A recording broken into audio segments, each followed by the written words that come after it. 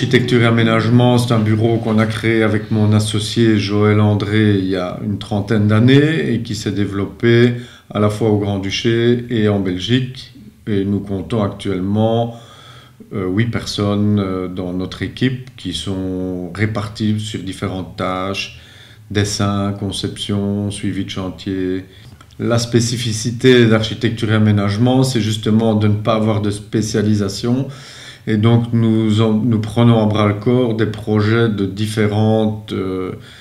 tailles et de différents objectifs, tant en matière de programme des maîtres d'ouvrage que de la dimension des projets. Donc on est très diversifié dans notre approche et donc on va aussi bien du résidentiel qu'aux bâtiments industriels, qu'aux bâtiments commerciaux et évidemment les maisons individuelles. On utilise très souvent le bois dans nos constructions parce que c'est un matériau qui a un bon pouvoir isolant, qui se laisse travailler d'une façon dimensionnelle relativement facilement, qui permet des formes que la plupart des autres matériaux ne permettent pas et qui a un gros avantage quand même à l'heure d'aujourd'hui d'être à la fois structurel et esthétique. Donc il confère en même temps aux lieux dans lesquels on le met en œuvre une certaine chaleur, une certaine relation à la nature que les autres matériaux ont beaucoup plus difficile à exprimer. Pour la construction de la station Kuwait à Bastogne, le client souhaitait un espace à la fois accueillant et chaleureux. Or, il fallait aussi que le bâtiment, lorsqu'on passe le long de la route, soit relativement ouvert. Donc on a imaginé une forme qui à la fois rencontre ces deux objectifs, quelque chose de très accueillant quand on passe sur la route, et une fois qu'on est en dessous de l'auvent, qui soit chaleureux et enveloppant, de façon à ce que les personnes qui font leur plein ou qui se dirigent vers le shop qui est associé à la station se retrouvent déjà à l'extérieur dans un lieu qualitatif, chaleureux, accueillant. Et donc la forme de l'oiseau, entre guillemets, qu'on a développé sur ce projet tient de cela. Les ailes extérieures qui sont ouvertes vers les rues latérales, route d'Arlon et route de Wils, et au centre, la forme d'un toit traditionnel à deux versants qui, lui, rencontre cet objectif d'espace accueillant, chaleureux, renfermé, à l'opposé des ailes qui ouvrent le bâtiment vers l'extérieur. Ça, c'est l'idée de base. Alors, pour la mettre en œuvre, le bois se prêtait bien du fait qu'il permet des longues portées en porte-à-faux, qu'il permet des formes courbes que les autres matériaux permettent moins aisément. Et en même temps, on rencontrait cet objectif d'espace chaleureux, de matériaux naturels, ce qui était intéressant aussi par rapport aux produits pétroliers qui ont maintenant une image parfois pas toujours positive, alors que c'est quand même un produit naturel et ça permettait donc de redonner une image plus écologique, entre guillemets, à une station d'essence. Complémentairement à l'auvent, il y a un motel donc, qui se place à l'arrière-plan et qu'on a aussi réalisé en bois. On voulait avoir en fait une unité de matériaux pour l'ensemble du site et donc on a réutilisé plus ou moins les mêmes planches que celles qu'on a utilisées pour la toiture, mais mis verticalement et sur champ de manière à créer un claustrat légèrement translucide qui permet de voir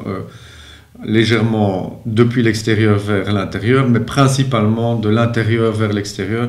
Quand on utilise le couloir des chambres qui est juste derrière le bardage bois, on a une très bonne vision vers la station, alors que de la station, on ne voit pas du tout à l'intérieur du fait de ce claustre à bois qui masque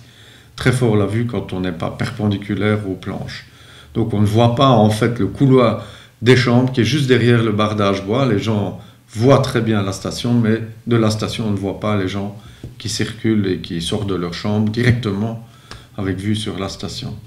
Et ça, le bois aussi permet de réaliser des claustras comme ça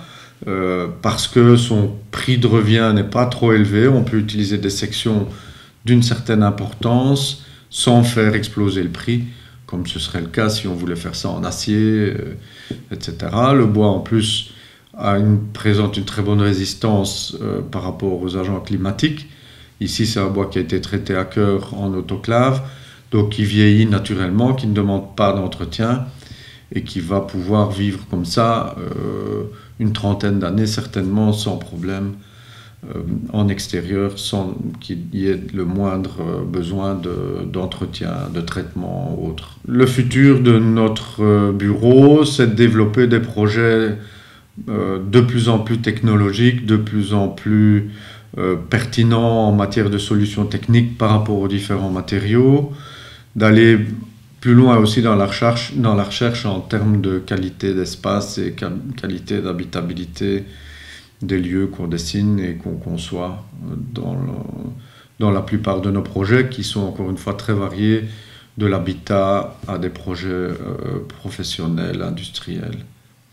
Les maisons à ossature bois sont certainement un grand pas en avant au niveau de la préfabrication et permettent la mise en place très rapide d'un bâtiment et sa préparation en atelier dans des conditions